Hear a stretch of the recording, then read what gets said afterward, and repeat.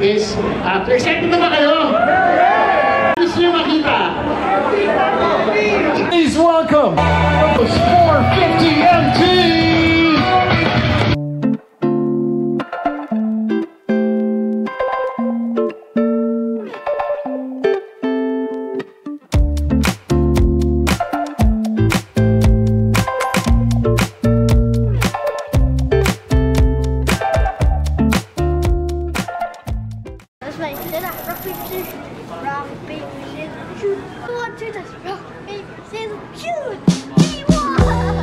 Right, at yun nga, dumating na kami dito sa Mall of Asia.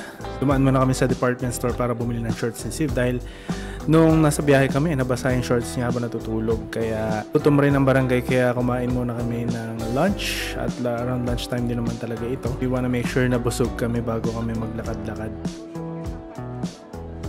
Yun nga, after namin mag-lunch ay dumiretso na kami papunta sa second floor. Tatawid kami papunta sa SMX. At medyo nakaramdam kami ng antok habang naglalakad at oily rin yung kinain namin. So naghanap kami ng kape at siguro konting dessert. Katabi lang to ng IKEA, so nakakita kami ng iced coffee. Amis! Lunch na nagmerienda na kami, nag-dessert. After this, going to the motor show. Yun, pagdating nga namin dito sa SMX ay wala namang gaanong pila sa registration. So bumili kami ng ticket dito, 150 per adult. At sa mga hindi katangkada namang kids ay kalahati lang naman ang bayad sa kanila. At yan, tatatakan kayo. At ito magsisilbing passes papunta sa event. Ang ganda nga ng kanilang mga design dito sa harap, and decors. At dito sa entrance banda ng SMX, pagpasok nyo sa event ay bubungad agad ang pinakamalalaking mga manufacturers. Ika nga yung Big 4 ng Asia, ang Yamaha, Honda, Kawasaki at Suzuki. Malaki din nga pala yung booth ng Harley Davidson. Saka yung Kimco, medyo malaki din yung kanila. And of course, ang BMW and Ducati. Una natin nakitang motor ay itong Suzuki GSX. Meron din tayong nakita na Honda Africa Twin. Parang sa mga adventure bikes na nandito, parang ito yung pinakamalaki ang tikas. Kumbaga yung build niya, yung kanyang stance, siya yung pinakamalaki tingnan sa lahat ng adventure bikes dito. Tapos sumunod naman sa lineup ng Honda ay yung Transalp, yun nga yung puti na design na colorway, ang ganda rin. At meron din ito yung black naman na colorway na Transalp din. Nakita din natin itong Yamaha Tenere 700 na kulay blue body, blue rims, na isa sa mga sikat also na adventure bike na pang off-road din, na parang motored design. Napakaganda din ng review nito sa market at isa rin ito sa mga famous bikes right now ng Yamaha. Speaking of famous bikes, nandito rin ang Yamaha PG1, nakaka-release lang I think last week. Matunog ito sa social media, at buhat ng in-announce at nilaunch ito sa I think Vietnam or Thailand. Inabangan din to ng mga Pinoy Yamaha lovers dahil ito ay very light trail bike na classic ang design na pwede rin pang city. At agaw pansin din itong mga GS dito sa event. Kaya nga ito rin na nakita ko na medyo slim type na mataas na macho tingnan, na parang off-road bias ang tires nitong F900 BMW. So GS F900 ng BMW na napakaganda rin. At of course, nasa premium level itong bike na to, kaya ang presyo naman ay may kamahalan din. So, ang sumunod ko naman nakita ay itong booth ng CF Moto. At matunog din na itong CF Moto Papio, na mga cute na mga classic racer type or scrambler type na motorcycles. At medyo maliit ito para sa akin, pero I can understand na may market talaga itong mga ganitong klaseng motor. At napansin ko rin nga pala na nakataklob pa itong 450 MT ni CF Moto. So tinanong ko yung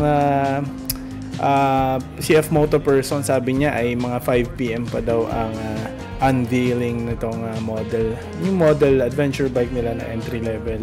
Kaya inabangan ko talaga to, iintayin natin to, at binilikan ko talaga ito around 5 PM para makita ang kanilang release talaga and official launch dito sa Pilipinas. Andito rin nga pala ang Bristol 500 Venturi at ang Bristol nga pala ay isang motorcycle manufacturer and distributor based dito sa Pilipinas. Andito nga rin pala ang Moto Morini X-Cape. I think 650cc ito. Ang ganda nito kasi adventure touring style ng bike to, which is also a middleweight. Launched also in 2019 kasama nung yung Bristol was also 2019 na launch.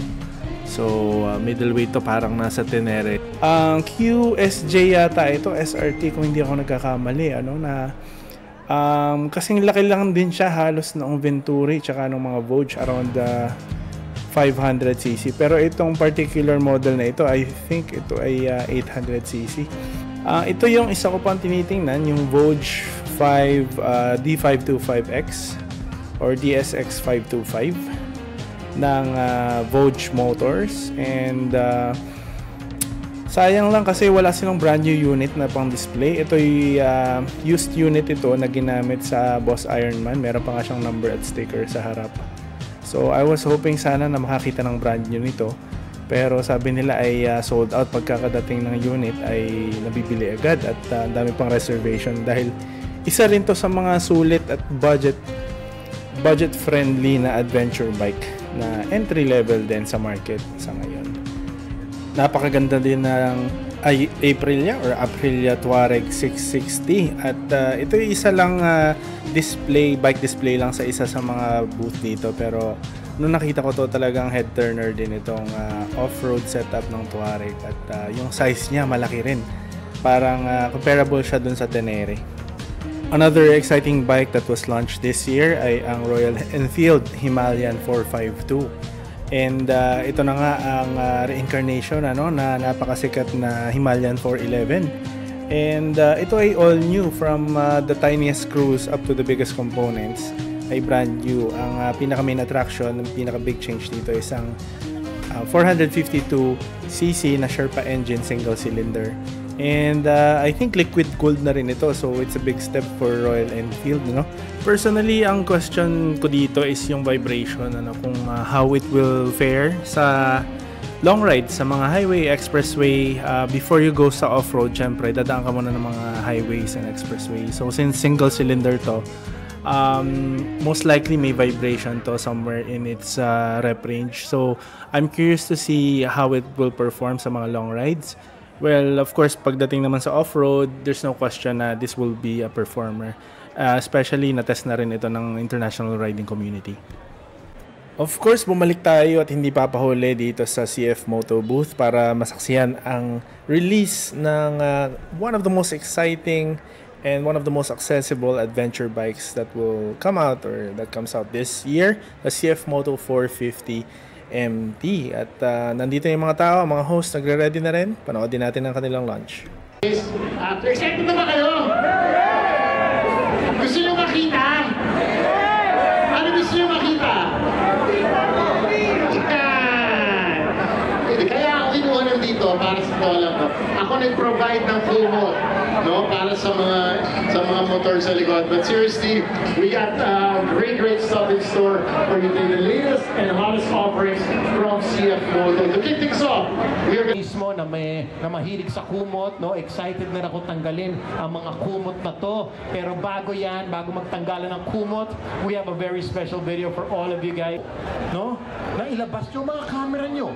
Make sure na meron kayong memory, para mabidyohan nyo to. And tandaan nyo, April 29, Monday, i-release na ang first few units.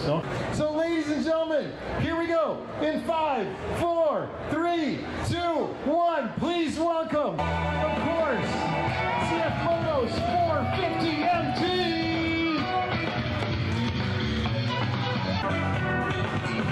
We're gonna give you guys about 10 seconds to take as many photos as you want. At ayun na nga, ito na nga ang one of the most exciting if not the most anticipated bike for 2024, especially sa segment ng adventure touring and off-roading. Itong nga yung isa sa pinakapinilahan na bike dito na nirelease dito sa Moto Show na ang daming pumila para lang matry at maupuan itong bagong bike na ito. Pa naman si CF Moto, bigla na lang naglabas ng bike na nagfi-fill ng gap sa segment ng adventure touring. Yung hindi ganong kalaki, hindi ganong kabigat, hindi ganong ka-intimidating na bike. So nandun siya sa 450 range lang. So mid-size adventure bike pa rin siya na hindi kamahalan, hindi ganong kabigat, at confidence inspiring. Maganda, modern look, at rugged, pwede pang off. Dalawa nga pala yung colorway dito, yung gray, Tundra Gray, tsaka yung white Zephyr or blue Zephyr yata yung tawag doon. So itong Tundra Gray, hindi siya accessorized, no? Ito yung stock niya. At all stock na mabibili mo at the retail price 328,900. Yung isa, hindi nila dinisclose pag fully accessorized. So yung fully accessorized, medyo mas mataas yung windscreen, may crash guards, may mga side panniers, meron din top box mount siya. So merong skid plate din yata, I'm not sure kung accessory yon. And also yung center stand. Tapos pwede mo ring pataasin or pababain yung upuan nito, yung rally seat niya na option, pwede mong itaas hanggang 870mm. Pwede rin naman siyang ibaba from 820 na standard, pwede siyang ibaba sa 800 if I'm not mistaken, kasi adjustable yung shock niya sa likod. So ang suspension nga pala nito ay Kayaba Forte and fully adjustable. Tapos ang tires niya sa harap 21-inch tubeless and spoked wheels na siya. Even yung Tenere nga, I think yung NS500 ng Honda hindi ganito. So it's very amazing and very exciting na nagawa ito at na-offer ito ng CF Moto 450 MT. Yung headlight niya is LED na rin, pati yung turn signals niya. Adjustable yung windscreen niya na on the fly, meron lang siyang knob dito sa may front panel. Yan, meron din siyang handguard at crash guard. Yung engine niya is yung subok na parallel twin na parang na-perfect na ng CF Moto. Ang gas capacity niya ay tank capacity niya ay 17.5 liters. Tapos meron din siyang 5-inch full TFT display na sakto lang ang size niya. At don't be fooled guys, maliit lang siya sa video pero yung tank niya malaki din, malapa din talaga. CST tires ito sa likod na 18-inch. Tapos slipper clutch siya. Ito yung 450 engine na perfect na ni CF Moto na very smooth. In-adjust lang, na tweak nila sa yung crankshaft, I think in-adjust nila sa 270 degrees. Yan. So Kayaba forks, and yung brake niya sa harap, isa lang disc plate na. And J1 brake calipers na may Bosch ABS. Switchable din naman siya sa on-road and off-road. At napakaganda nga ng design nitong bike na ito rin. Modern pero adventure touring yung datingan din. Nung tinry ko nga ito, upuan, at very comfortable naman yung seat niya. Ito yung stock seat niya. Aside from the seat being comfortable, yung leather quality material, maganda rin. At yung clutch nitong bike na ito ay napakalambot. Ang daling pisilin, kahit isang daliri lang, kahit yung pinky mo gamitin mo, kayang-kaya, walang kahirap-hirap. Ako sa Royal Enfield, para matry ulit itong Royal Enfield Himalayan 450. And dalawa nga lang yung colorway nila dito, yung white tsaka yung black with gold trimmings. And nung sinubukan ko ulit tong upuan, coming from the CF Moto booth, kapansin-pansin talaga. And siguro compared na rin sa mga modern adventure bikes ngayon, na mas maliit talaga yung tangke ng Himalayan. So hindi siya ganun ka beefy tingnan, or kumbaga sa lalaki yung maskulado tingnan. Mas slimmer type siya na parang fit and agile bike, kumbaga. At mahaba naman siya, medyo malaki rin siya in a way. Pero yung tank niya lang, for me, when you're sitting on it at nakikita mo down you're looking at the dashboard, medyo maliit yung tank, medyo maliit din for me yung TFT display. Tapos masyadong bare din yung kanyang panel doon sa may handlebar. So yun lang naman for me aesthetically yung hindi ko masyadong nagustuhan sa Royal Enfield, Pero I think it's just a matter of opinion, and subjective naman yan, especially siguro doon sa mga nakasubok ng original Himalayan, I know a lot of people are excited about this bike pa rin naman. So yun lang naman yung napansin ko na difference sa mga modern adventure bikes na nakita ko dito. Other than that, merong ibang mga build quality ako nakita doon sa may handlebar, Tsaka dun sa mga wiring niya, may mga bolts na naka-expose.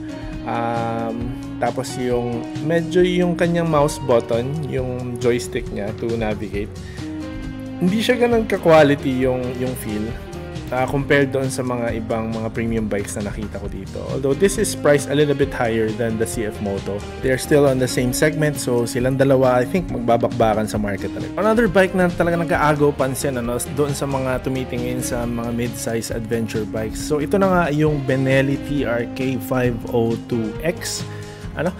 Ito yung off-road version ng TRK 500. And only difference is actually siguro yung colorway, pero the main two difference are yung spoke wheels. Instead of alloy, naging spoke na siya, so pag may mabale while you're off-roading, mas madali siyang ayusin.